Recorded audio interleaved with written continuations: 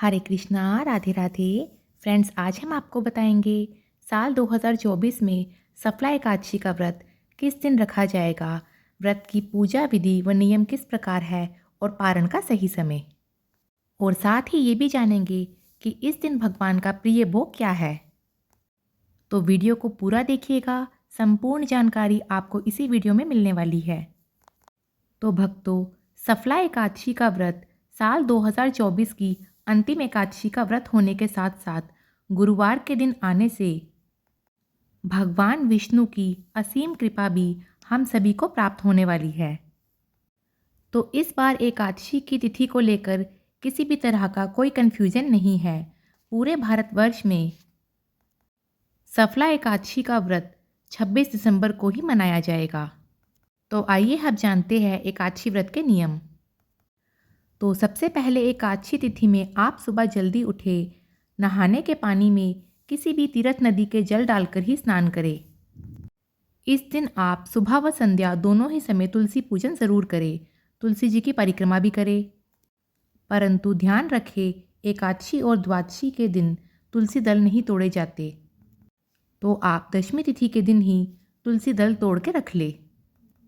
इसके बाद आप अपने लड्डू गोपाल को पंचामृत से या कच्चे दूध से स्नान अवश्य कराएं और इसके बाद हल्के गुनगुने जल से उन्हें स्नान कराएं।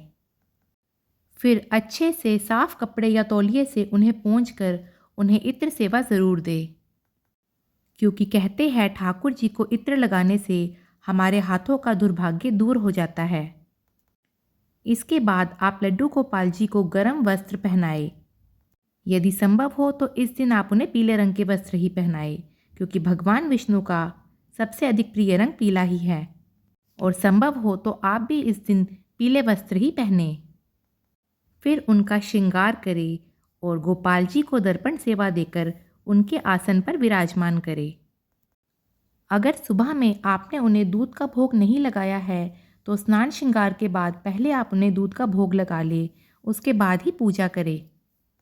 भगवान को पुष्प समर्पित करें, धूप दीप जलाकर आरती करें। तो भक्तों, सफला एकादशी जैसा कि नाम से ही प्रतीत होता है, सफलता दिलाने वाली एकादशी है ये। इस एकादशी का व्रत आप ज़रूर करें।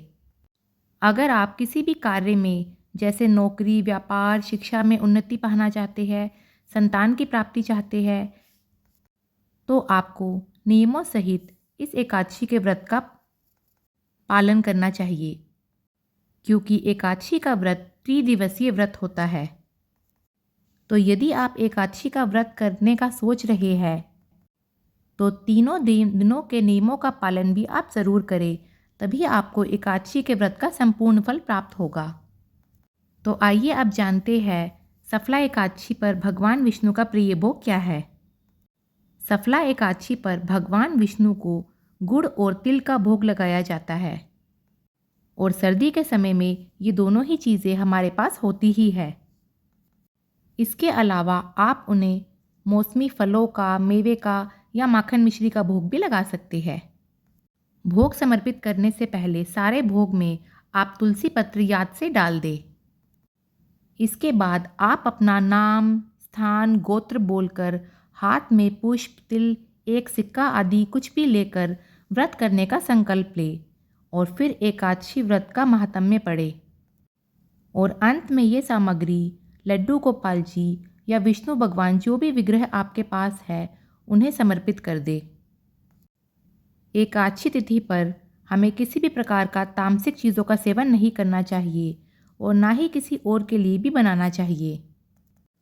और एकादशी पर चावल तो हमें भूल से भी नहीं खाने चाहिए, ना ही परिवार के बाकी सदस्यों के लिए बनाने चाहिए। पूर्ण रूप से शुद्ध सात्विक भोजन ही आप इस दिन बनाएं। तो पूजा के उपरांत अंत में प्रभु को भोग समर्पित करें, फिर उनकी आरती करें।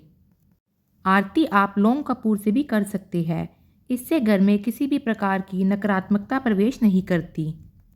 आप चाहे तो एकादशी के दिन हवन या अग्यारी भी कर सकते हैं और संध्या के समय एकादशी तिथि पर अखंड ज्योत जरूर जलाएं, जो कि द्वादशी की सुबह तक जलती रहे। तो इन कुछ नियमों का ध्यान रखकर आप एकादशी का व्रत अवश्य करें। तो आइए अब जानते हैं सफला एकादशी के व्रत का पारण कब किया जाएगा। सफला एकादशी के व्रत का पारण द्वादशी तिथि यानी 27 दिसंबर दिन शुक्रवार में सुबह 7:10 से लेकर 9:30 के बीच किया जाएगा। व्रत के पारण का एक निश्चित समय होता है। हरिवासर समय बीत जाने के बाद और हमें उस निश्चित समय के बीच ही अपने व्रत का पारण ज़रूर करना चाहिए, तभी हमें एकादशी के व्रत का पूर्ण फल प्राप्त होता है। और व्रत के नियमों के पालन करने के साथ साथ आप ध्यान रखें कि इस दिन हमें किसी की भी निंदा व चुगली नहीं करनी है, अधिक से अधिक नाम जाप करना है। और एकादशी के तिथि पर महिलाओं को बाल नहीं धोने चाहिए। आप एकादशी से एक दिन पहले यानी दशमी तिथि पर ही बाल धो सकते हैं। और वैसे भी सफला एकादशी का व्रत गुरुवार के दिन पड़ रहा है और गुरुवार के दिन हमें बाल नहीं धोने चाहिए।